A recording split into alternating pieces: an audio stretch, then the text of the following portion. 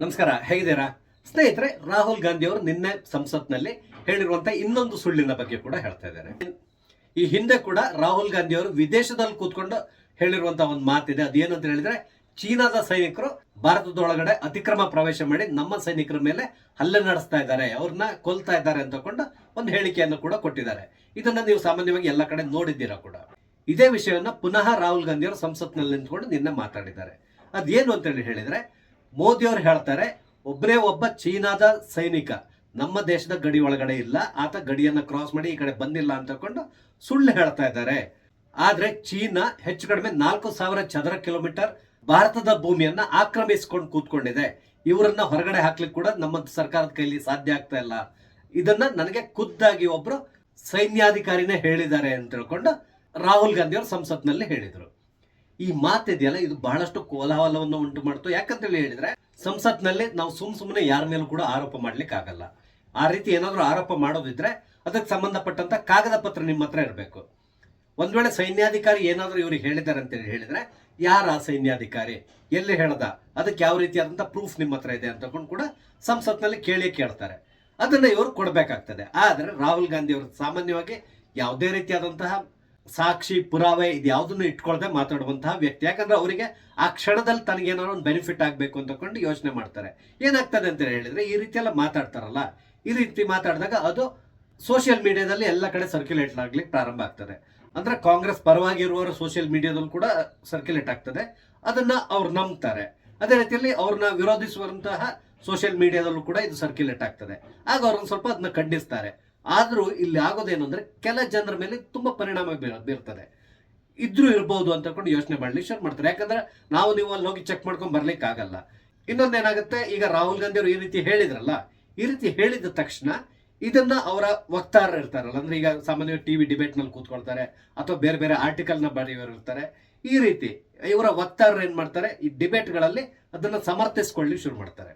ಹೌದು, ಅವ್ರು ಹೇಳಿದ ಸತ್ಯ ಅಂತಕೊಂಡೆ ಸಮರ್ಥನೆ ಮಾಡ್ಕೊಂಡು ಹೋಗ್ತಾರೆ. ಯಾಕಂದ್ರೆ ಇಲ್ಲ, ಅವ್ರು ಸುಳ್ಳು ಹೇಳಿದಾರೆ ಅಂತೇಳಿ ಅವ್ರು ಹೇಳ್ಕೊಳ್ಳಿಕ್ ಆಗಲ್ಲ.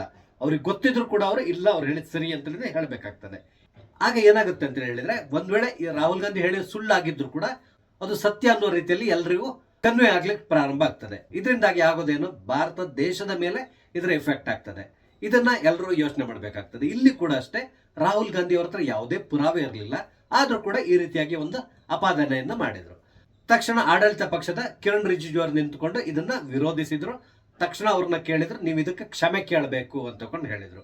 ಕೊನೆಗೆ ರಾಹುಲ್ ಗಾಂಧಿ, ಒಂದ್ ವೇಳೆ ನಾನು ಹೇಳಿದ್ರಿಂದ, ಈ ರೀತಿ ಹೇಳಿದ್ರಿಂದ ನಿಮ್ಗೇನು ಬೇಸರ ಆಗಿದ್ರೆ ನನ್ನ ಕ್ಷಮಿಸಿ ಅಂತಕೊಂಡು ಹೇಳಿದ್ರು. ಅದೇ ರೀತಿಯಲ್ಲಿ ಸಭಾಧ್ಯಕ್ಷರಾದಂತಹ ಓಂ ಪ್ರಕಾಶ್ ಬಿರ್ಲಾ ಅವರು ಕೂಡ ರಾಹುಲ್ ಗಾಂಧಿಗೆ ಎಚ್ಚರಿಕೆಯನ್ನು ಕೊಟ್ಟರು. ನೀವು ಕೇವಲ ಆರ್ಡಿನರಿ ಪರ್ಸನ್ ಅಲ್ಲ, ಅದಕ್ಕೆ ಬದಲಾಗಿ ನೀವು ಇಲ್ಲಿ ವಿರೋಧ ಪಕ್ಷದ ನಾಯಕ, ಆದ್ರಿಂದ ಜವಾಬ್ದಾರಿಯಿಂದ ಮಾತಾಡಿ ಅಂತೇಳಿ ಎಚ್ಚರಿಕೆಯನ್ನು ಕೂಡ ಕೊಟ್ಟರು. ಅಂದ್ರೆ ಇಲ್ಲಿ ವಿಷಯ ಏನು ಅಂತ ಹೇಳಿದ್ರೆ, ಓರ್ವ ವಿರೋಧ ಪಕ್ಷದ ನಾಯಕನಾಗಿ ಬಹುದೊಡ್ಡದಾದಂತಹ ಹುದ್ದೆಯಲ್ಲಿರುವಂತಹ ಓರ್ವ ವ್ಯಕ್ತಿ ಈ ರೀತಿಯಾಗಿ ಸುಳ್ಳು ಪ್ರಚಾರಗಳನ್ನ ಮಾಡೋದು, ಸುಳ್ಳು ಹೇಳೋದು, ಅದು ಸದನದಲ್ಲಿ ನಿಂತ್ಕೊಂಡು ಖಂಡಿತವಾಗಿ ಇದು ಅಕ್ಷಮ್ಯ ಅನಿಸ್ತದೆ. ಆದ್ರೆ ಪದೇ ಪದೇ ಈ ರೀತಿಯಾಗಿ ರಾಹುಲ್ ಗಾಂಧಿ ಅವರು ಮಾಡ್ಕೊಂಡು ಬರ್ತಾನೆ ಇರ್ತಾರೆ. ಅದೇ ರೀತಿಯಲ್ಲಿ ಇವ್ರ ಭಾಷಣವನ್ನು ಕಂಟಿನ್ಯೂ ಮಾಡ್ಕೊಂತ ತೆಲಂಗಾಣದಲ್ಲಿ ಇತ್ತೀಚೆಗೆ ನಡೆದಿರುವಂತಹ ಜಾತಿ ಗಣತಿ ಅದ್ರ ಬಗ್ಗೆ ಕೂಡ ಮಾತಾಡಿದ್ರು. ಅವ್ರು ಹೇಳೋ ಲೆಕ್ಕದಲ್ಲಿ ಎಲ್ಲಿಗೆ 90% ಜನ OBC ಅಥವಾ ಹಿಂದುಳಿದ ವರ್ಗದವರು ಇವರೆಲ್ಲರೂ ಇರ್ತಾರೆ, ಕೇವಲ 10% ಜನ ಉಚ್ಚ ಜನಾಂಗದವರಲ್ಲಿದ್ದಾರೆ ಅಂತಕೊಂಡು ಆ ರೀತಿಯಲ್ಲಿ ಅವ್ರು ಹೇಳಿದ್ರು. ಕೊನೆ ಇನ್ನೊಂದು ಹೇಳಿದ್ರು, ಏನ್ ಹೇಳಿದ್ರು ಅಂದ್ರೆ, ಇಡೀ ದೇಶದಲ್ಲಿ ಜಾತಿ ಗಣತಿ ನಡಿಲೇಬೇಕು ಅಂತ ಹೇಳಿದ್ರು. ಅದೇ ರೀತಿಯಲ್ಲಿ ಈಗ ಎಲ್ಲಾ ಕಾರ್ಪೊರೇಟ್ ಕಂಪನಿಗಳಲ್ಲೂ ಕೂಡ ಮೇಲ್ವರ್ಗದವರೇ ಕೂತ್ಕೊಂಡಿದ್ದಾರೆ. ಅದು ಬಿಟ್ಟು ಯಾವುದೇ ಬುಡಕಟ್ಟು ಜನಾಂಗದವರು ಇರ್ಬೋದು ಅಥವಾ ಬ್ಯಾಕ್ವರ್ಡ್ ಕಮ್ಯುನಿಟಿಯವರು ಯಾರು ಕೂಡ ಇಲ್ಲ, ಈ ರೀತಿಯಲ್ಲಿ ಕೂಡ ಮಾತಾಡಿದ್ರು. ರಾಹುಲ್ ಗಾಂಧಿ ಅವ್ರು ಒಂದು ಅರ್ಥ ಮಾಡ್ಕೋಬೇಕು, ಯಾವುದೇ ಕಾರ್ಪೊರೇಟ್ ಸಂಸ್ಥೆ ಇರಬಹುದು ಅಥವಾ ಟಿವಿ ಚಾನೆಲ್ಗಳು, ಅವ್ರು ಇನ್ನೊಂದು ಹೇಳಿದ್ರು, ಮಾಧ್ಯಮಗಳ ಬಗ್ಗೆ ಕೂಡ ಹೇಳಿದ್ರು, ಟಿವಿ ಚಾನಲ್ ಅಥವಾ ಪ್ರಿಂಟ್ ಮೀಡಿಯಾ ಇದರಲ್ಲೂ ಕೂಡ ಅಷ್ಟೇ ಎಲ್ಲರೂ ಮೇಲ್ವರ್ಗದವರೇ ಇದ್ದಾರೆ ಅಂತೇಳಿ ಹೇಳಿದ್ದಾರೆ. ಇದಕ್ಕೆ ಕಾರಣ ಏನು ಅನ್ನೋದನ್ನು ಕೂಡ ರಾಹುಲ್ ಗಾಂಧಿ ಅವರು ಅರ್ಥ ಮಾಡ್ಕೋಬೇಕು. ಏನಾಗ್ತದೆ ಹೇಳಿ, ಸಾಮಾನ್ಯವಾಗಿ ಬ್ಯಾಕ್ವರ್ಡ್ ಕಮ್ಯುನಿಟಿ ಅವರು, ಈಗ SC ST ಇರ್ಬೋದು ಅಥವಾ ಬೇರೆಯವರು ಹಿಂದುಳಿದ ವರ್ಗದವರು ಇರ್ಬೋದು, ಅವ್ರೆಲ್ಲರಿಗೂ ರಿಸರ್ವೇಶನ್ ಇರ್ತದೆ. ಹಾಗಾಗಿ ಅವ್ರು ಸಾಮಾನ್ಯವಾಗಿ ಏನಾಗುತ್ತೆ, ಅವರು ತಮ್ಮ ವಿದ್ಯಾಭ್ಯಾಸವನ್ನು ಮುಗಿಸಿದ ತಕ್ಷಣ ಈ ಒಂದು ಫೆಸಿಲಿಟಿನ ಉಪಯೋಗಿಸ್ಕೊಂಡು ಅವ್ರು ಬೇರೆ ಬೇರೆ ಸರ್ಕಾರಿ ಉದ್ಯೋಗಕ್ಕೆ ಹೋಗ್ಬಿಡ್ತಾರೆ. ಕೊನೆ ಉಳ್ಕೊಳ್ಳೋದು ಯಾರು ಹೇಳಿ, ಈ OBC ಅವರು ಇರ್ಬೋದು ಅಥವಾ ಅಂದ್ರೆ ಯಾವುದೇ ರೀತಿಯಾದಂಥ ರಿಸರ್ವೇಶನ್ ಇಲ್ಲದೆ ಇರುವವರು ಅಥವಾ ತುಂಬಾ ಕಮ್ಮಿ ರಿಸರ್ವೇಶನ್ ಇರುವಂತವ್ರು ಉಳ್ಕೊಳ್ತಾರೆ. ಸೊ ಅವ್ರು ಏನ್ ಮಾಡ್ತಾರೆ, ಪ್ರೈವೇಟ್ ಕಂಪನಿಗಳಲ್ಲಿ ಸೇರ್ಕೊಂತಾರೆ ಅಥವಾ ಬೇರೆ ಬೇರೆ ಕಡೆ ಕೆಲ್ಸಕ್ಕೆ ಹೋಗ್ತಾರೆ. ಅವರು ಅಲ್ಲಿ ದುಡಿದು ಉನ್ನತ ಮಟ್ಟಕ್ಕೆ ಹೋಗ್ತಾರೆ ಹೊರತು ಕೇವಲ ಕೆಲಸ ಕೂಡ ಮಾಡ್ದೇನೆ, ಏನು ಮಾಡ್ದೇನೆ ಅವ್ರಿಗೆ ಮೇಲೆ ಹೋಗ್ಲಿಕ್ಕೆ ಆಗಲ್ಲ. ಇದನ್ನ ರಾಹುಲ್ ಗಾಂಧಿ ಅವರು ಅರ್ಥ ಮಾಡ್ಕೋಬೇಕು. ಯಾಕಂದ್ರೆ ಈ ಕ್ಷೇತ್ರಗಳಲ್ಲಿ ಯಾವುದೇ ರೀತಿಯ ರಿಸರ್ವೇಶನ್ ನೋಡಲ್ಲ. ಅದಕ್ಕೆ ಬದಲಾಗಿ ಅವ್ರು ನೋಡೋದು ಏನು ಅಂತ ಹೇಳಿದ್ರೆ, ನಿಮ್ಗೆ ಟ್ಯಾಲೆಂಟ್ ಇದೆಯಾ ನೋಡ್ತಾರೆ.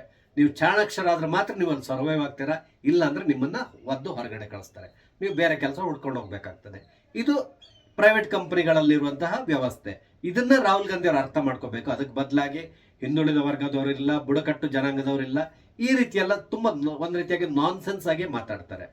ಒಂದ್ ವೇಳೆ ಈ ಮೇಲ್ವರ್ಗದವರಿಗೂ ಕೂಡ ರಿಸರ್ವೇಶನ್ ಈ ತರ ಏನಾದ್ರು ಇದ್ದಿದ್ರೆ ಅವರು ಕೂಡ ಈ ರಿಸರ್ವೇಶನ್ ಕೋಟಾದಲ್ಲಿ ಹೋಗ್ತಾ ಇದ್ರು.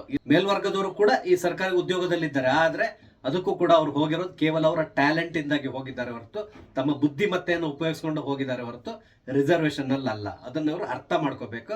ಆದ್ರೆ ಇಲ್ಲಿ ರಾಹುಲ್ ಗಾಂಧಿ ಅವರು ಯಾವುದೋ ಒಂದು ವರ್ಗದವರನ್ನ ಮೆಚ್ಚಿಸ್ಲಿಕ್ಕೆ ಅಥವಾ ತಾನು ಈ ಹಿಂದುಳಿದ ವರ್ಗದವರ ಪರವಾಗಿದ್ದೇನೆ ಅಂತೇಳಿ ತೋರಿಸ್ಕೊಳ್ಳಿಕ್ಕಾಗಿ ಈ ರೀತಿಯಾಗಿ ಸುಳ್ಳು ಸುಳ್ಳು ಸುದ್ದಿಗಳನ್ನ ಹಬ್ಬಿಸ್ಕೊಂಡು ತಿರುಗಾಡ್ತಾನೆ ಇರ್ತಾರೆ. ಇದಕ್ಕೆ ಮದ್ದಿಲ್ಲ ಅಂತೇಳಿ ಹೇಳ್ಬೋದು. ಸ್ನೇಹಿತರೆ, ಇದು ರಾಹುಲ್ ಗಾಂಧಿ ಅವರು ಸದನದಲ್ಲಿ ನಿಂತುಕೊಂಡು ಹೇಳಿರುವಂತ ಇನ್ನೊಂದು ಸುಳ್ಳಿನ ವಿಷಯ. ಸ್ನೇಹಿತರೆ, ನಿಮ್ಗೆ ನಾನು ಹಂಚ್ಕೊಂಡಂತ ವಿಷಯ ಇಷ್ಟ ಆದ್ರೆ ದಯವಿಟ್ಟು ಲೈಕ್ ಮಾಡಿ, ಶೇರ್ ಮಾಡಿ, ಹಾಗೆ ದಯವಿಟ್ಟು ನನ್ನ ಚಾನಲ್ ಸಬ್ಸ್ಕ್ರೈಬ್ ಮಾಡಿ. ನಮಸ್ತೆ, ಜೈ ಹಿಂದ್.